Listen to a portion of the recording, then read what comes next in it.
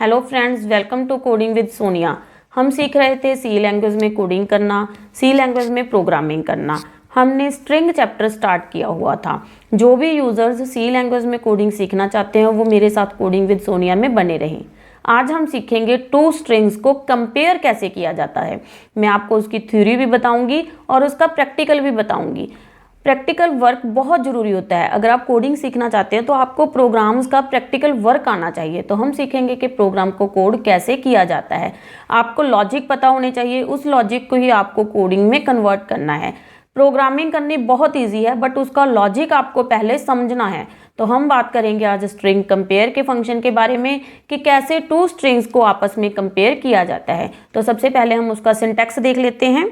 Last video lecture में भी मैंने आपको बताया था सिंटैक्स क्या होता है। सिंटैक्स का मतलब होता है कि हमको सी लैंग्वेज में प्रोग्राम को राइट कैसे करना है। प्रोग्राम लिखने का जो स्ट्रक्चर होता है उसको हम सिंटैक्स बोलते हैं।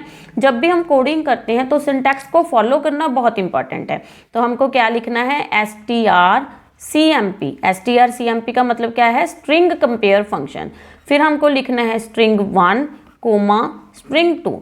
मतलब हम स्ट्रिंग 1 को स्ट्रिंग 2 के साथ कंपेयर करना चाहते हैं तो हम क्या लिखेंगे, स्ट्रिंग 1 कोमा स्ट्रिंग 2। यहाँ पर आपको कंफ्यूजन नहीं क्रिएट करनी कि हमको str1 ही लिखना है, नहीं। आपका जो वेरिएबल का नाम है आप वो लिख सकते हो। जैसे मान लीजिए मेरे वेरिएबल का नाम a है और मेरे सेकंड वेरिएबल का नाम b है, तो मैं क्या लिखूंगी, strcmp a कोमा b। मतलब मैं a को b के साथ कंपेयर करना चाहती हूँ। अब a में आपके पास कोई भी स्ट्रिंग स्टोर हो सकता है, इसी तरह b में भी आपके पास कोई भी स्ट्रिंग स्टोर हो सकता है। मेरे साथ कोडिंग विद सोनिया में बने रहिए। जल्दी से हम इसका प्रोग्राम डेवलप करेंगे। आप सीख जाएंगे कि प्रोग्राम को डेवलप कैसे किया जाता है। अगर आप चैनल पर नए हैं तो हमारे चैनल को सब्सक्राइब कर लीजिए ताकि आपसे कोई भी वीडियो हमारी मिस ना हो। आप हमें फेसबुक, इंस्टाग्राम और ट्विटर पर भी फॉलो कर सकते हैं। तो हम इसका प्रोग्राम राइट करना स्टार्ट करते हैं। सबसे पहले हमको लिखनी है हेडर फाइल्स #include stdio.h। जो भी यूजर्स मेरे साथ इस वीडियो में नए हैं, अगर वो सी लैंग्वेज में कोडिंग सीखना चाहते हैं तो हमारी प्लेलिस्ट को फॉलो कर लीजिए। मैंने बिल्कुल स्टार्टिंग से लेकर कोडिंग सिखाना स्टार्ट किया हुआ है। हेडर फाइल्स लगा ली हमने। अगर आपको नहीं पता हेडर फाइल्स क्या हैं, हेडर फाइल्स को कैसे यूज़ किया जाता है, तो ये सारी वीडियोज़ हमारी प्लेलिस्ट में हैं। मेन, देखो मेन फंक्शन लगा लिया, करली ब्रेसेस ओपन किए। अब हमको दो स्ट्रिंग्स को डिक्लेयर करना है। तो मैंने लिखा कैर, CHAR। कैर हमारी डाटा टाइप है जिसमें हम एक से ज़्यादा करैक्टर को स्टोर कर सकते हैं। जब भी हम एक से ज़्यादा करैक्टर को किसी वेरिएबल में स्टोर करते हैं तो वो हमारे पास स्ट्रिंग बन जाता है। तो मैंने फर्स्ट वेरिएबल का नाम रख लिया a। इसका साइज मैंने दे दिया 5 कोमा। सेकेंड वेरिएबल का नाम मैंने रख लिया b। इसका भी साइज मैंने दे दिया 5। थर्ड वेरिएबल का नाम मैंने रख लिया c और इसका भी साइज मैंने दे दिया 5। अब a b c क्या है, देखो a मेरा फर्स्ट वेरिएबल है, b मेरा सेकंड वेरिएबल है और c मेरा थर्ड वेरिएबल है। a में जो भी करैक्टर मैं स्टोर कराऊंगी उसका साइज होगा 5।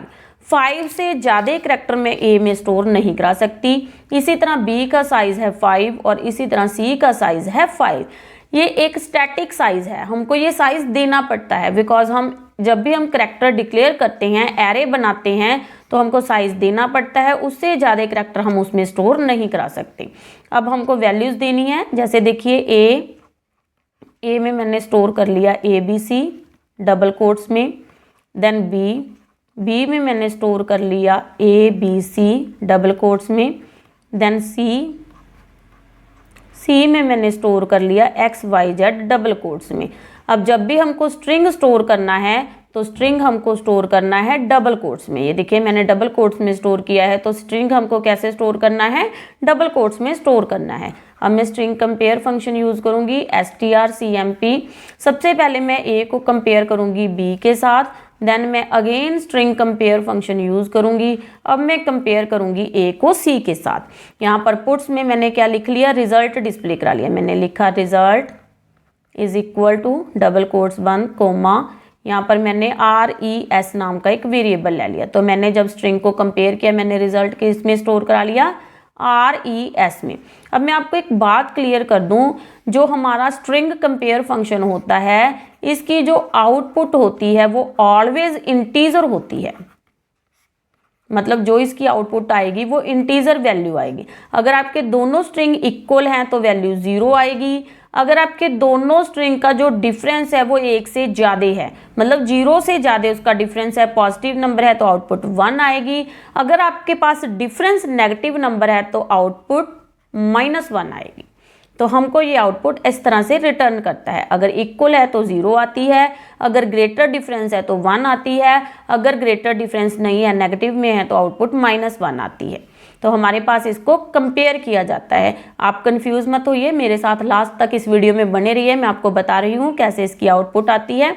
तो देखिए हमारे पास स्ट्रिंग ए में है। सबसे पहले मैं रिजल्ट नाम का एक वेरिएबल डिक्लेयर कर लूँ इंटीजर में। तो ए में देखिए मेरे पास क्या वैल्यू है, ABC, और B में मेरे पास क्या वैल्यू है, ABC। जब A को B के साथ कंपेयर किया गया तो दोनों इक्वल हैं, इसमें कोई भी फर्क नहीं है, तो इसकी आउटपुट क्या आएगी, 0।